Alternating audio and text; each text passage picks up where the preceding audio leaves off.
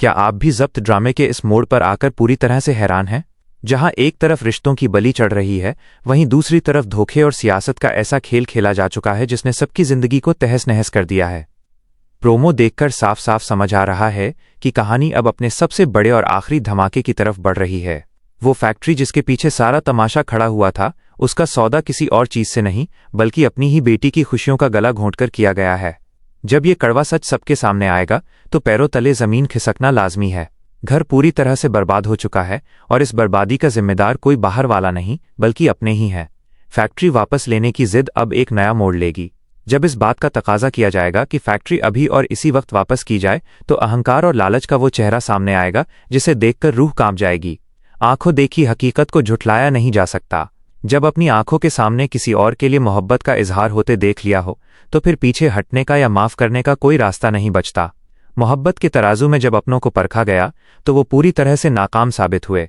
क्या इस तरह की जाती है किसी से मोहब्बत? इस पूरी कहानी में सिर्फ एक ही चीज तो मांगी गई थी, मोहब्बत के बदले थोड़ा सा एतबार, थोड़ा सा भरोसा। लेकिन अफसोस, जहां सिर्फ छल और फरेब की बुनियाद हो, वहां एतबार की उम्मीद करना ही सबसे बड़ी भूल थी। आगे की कहानी में हम देखेंगे कि कैसे अब हर एक किरदार अपने किए की सजा भुगतेगा। जो फैक्ट्री अपनी बेटी की खुशियों को बेचकर हासिल की गई थी, वही फैक्ट्री अब इस पूरे खानदान की बर्बादी का सबसे बड़ा कारण बनेगी। रिश्तों में आई ये दरार अब कभी नहीं भर पाएगी। जिन आंखों में कभी अपनों के लिए प्यार और सम्मान था, अब वहां सिर्फ नफरत और पछतावा बचेगा।